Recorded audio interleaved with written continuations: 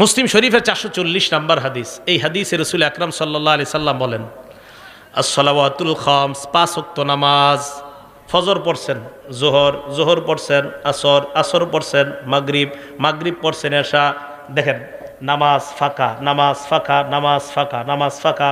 মাঝখানে আপনার কিছু ভুলভ্রান্তি হয়ে গেছে, পরের নামাজটা পড়ার কারণে আগের গুনাহগুলা মাফ। বুঝে আসছে না সবার? এবার আল্লাহ নবী বলেন, ওয়াল জুমআতু ইলাল জুমআ, এক জুমা থেকে আরেক জুমা, মাঝখানে তুমি সালাত আদায় করছো, সব করছো, এরপরেও কিছু গুনাহ তোমার রয়ে গেছে, এখনো মাফ হয় নাই। 5 ওয়াক্ত নামাজও পড়ছেন, সব করছেন, এরপরে আল্লাহ কয় ঠিক আছে তো এখনো তোর সুযোগ, জুমার নামাজটা আদায় করলেন, আগের ওই নামাজও পড়ছেন, সব করছেন, এরপরেও কিছু গুনাহ এখন আটকায় আছে।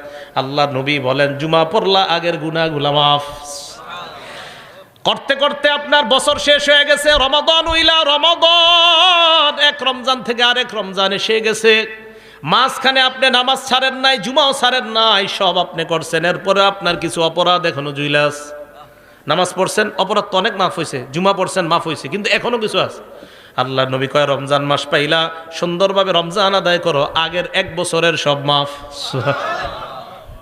মুকাফফিরাতুন মা বাইনাহুন্না, আগের যা আছে সব মাফ। রমজানটা সুন্দরভাবে কাটানোর তৌফিক দান করেন।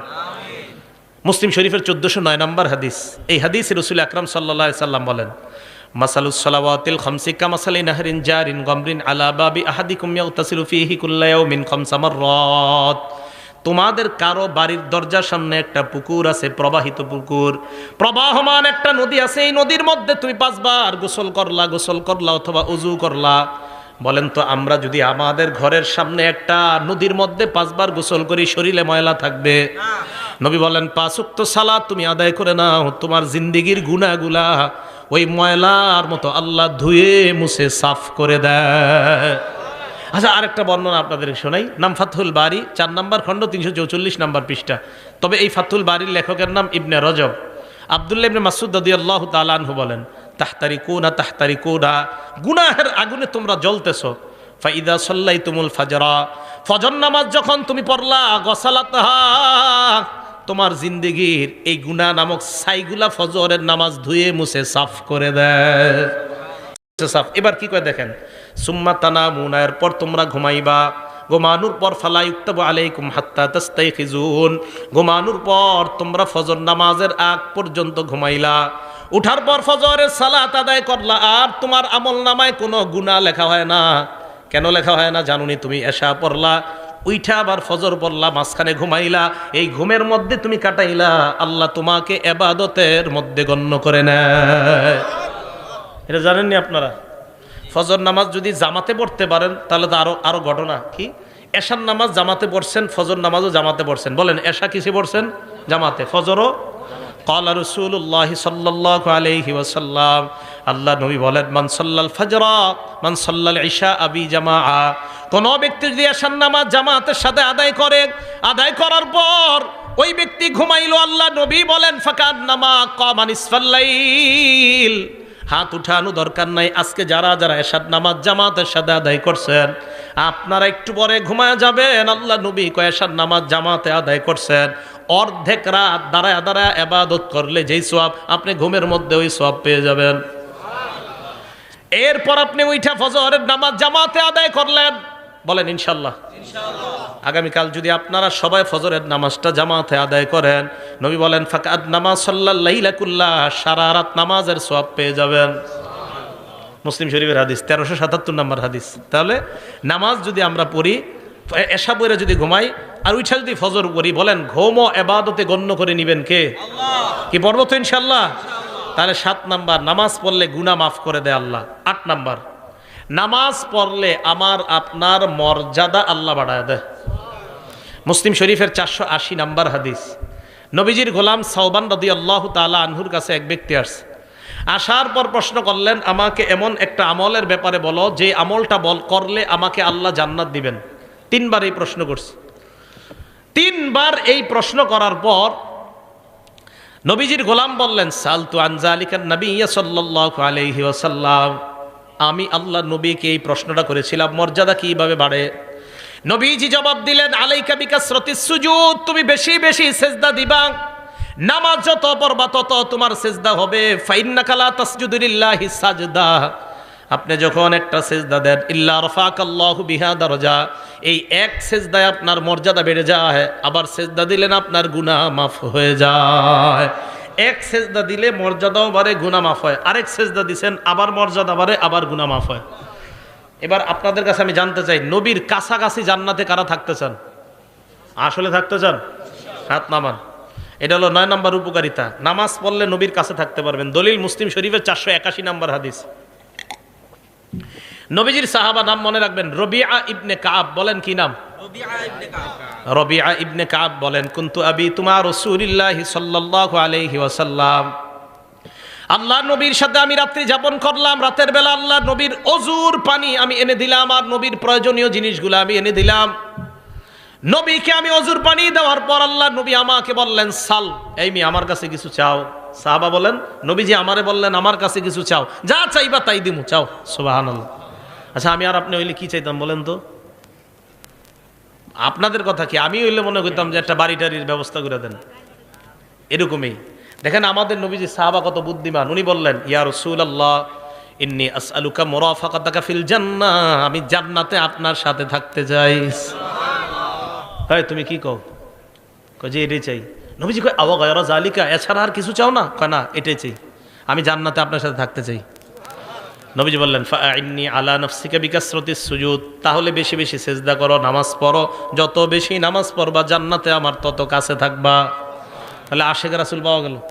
নামাজ পড়লে আশেক রাসূল, নামাজ বেশি পড়লে তাকে আশেক রাসূল বলা হবে। আবার বলছি, যে যত বেশি নামাজ পড়বে সে তত বেশি নবীকে মহব্বত করবে। যে যত বেশি নামাজ পড়বে সে দাবি করতে পারবে আমি তত বেশি আশেক রাসূল। আর যে নামাজ পড়বে না, নামাজ না পড়ে শুধুমাত্র লাফায় আর চিল্লাচিল্লি করে আর দাবি করে আমি নবীকে মহব্বত করি, সে আশেক রাসূল না, আশেকে শয়তান। নামাজ পড়তে হবে, নামাজ ছাড়া যাবে না। আপনি চিন্তা করেন, একদিনও নামাজ পড়ে না, বছরে একটা অনুষ্ঠান করে লাফায় আর আমার ভিতরে নবীর প্রেম আছে। আরে তাহলে বলেন তো, আশেক রাসূল কি নামাজ ছেড়ে দিলে হবে না নামাজ পড়লে? নবীজির কাছে থাকা যাবে নামাজ ছাড়লে না পড়লে? আমি এটা যে মানি, আমার মন চাই এই হাদিসটা আমি পুরো বাংলাদেশের ঘরে ঘরে গিয়ে বলি যে নামাজ পড়লে আশেক রাসূল হয়, নামাজ না পড়লে হয় না। এই যে নবী বলছেন, মুসলিম শরীফের 481 নম্বর হাদিসে নবী বলছেন যে তুমি যত সেজদা করবা জান্নাতে আমার তত কাছে থাকবা। আমি আপনি বলতেছি না, নবীর প্রেম যত থাকবে তত জান্নাতে, নামাজ পড়ি আর না পড়ি নাউজুবিল্লাহ। আমার নবী কয় না, যত বেশি নামাজ পড়বা তত বেশি তোমার মাঝে আমার মহব্বত পয়দা হবে আর তুমি তত কাছে আমার জান্নাতে থাকবা। নবী বলে একটা, আমি আপনি স্লোগান দিয়ে আর একটা, কিভাবে হবে? এগুলো 9 নম্বর কথা, নামাজের উপকারিতা। যত বেশি নামাজ তত নবীর কাছে জান্নাতে। 10 নম্বর, আপনারা আজকে এশার নামাজে হাইটা হাইটা মসজিদে গেছেন কারা? দেখি এইবার হাত তোলেন, সমস্যা নেই। হাইটা হাইটা গেছেন না মসজিদে? হাত নামান। হাইটা যারা মসজিদে গেছেন, মুসলিম শরীফের 1407 নম্বর হাদিস, ক্বালা রাসূলুল্লাহ সাল্লাল্লাহু আলাইহি ওয়াসাল্লাম, আল্লাহ নবী বলেন, মান তাতাহহারা ফি বাইতিহি, যেই ব্যক্তি ঘরে ওযু করে। তাহলে একটা সুন্নত যদি পারেন পালন করেন, পারেন যদি ওযুটা ঘরে করবেন। করার পর এরপর আপনি ঘর থেকে বের হলেন, এই যে দরজা দিয়ে এই যে বাহিরে পাটা রাখছেন, মসজিদে যাবেন।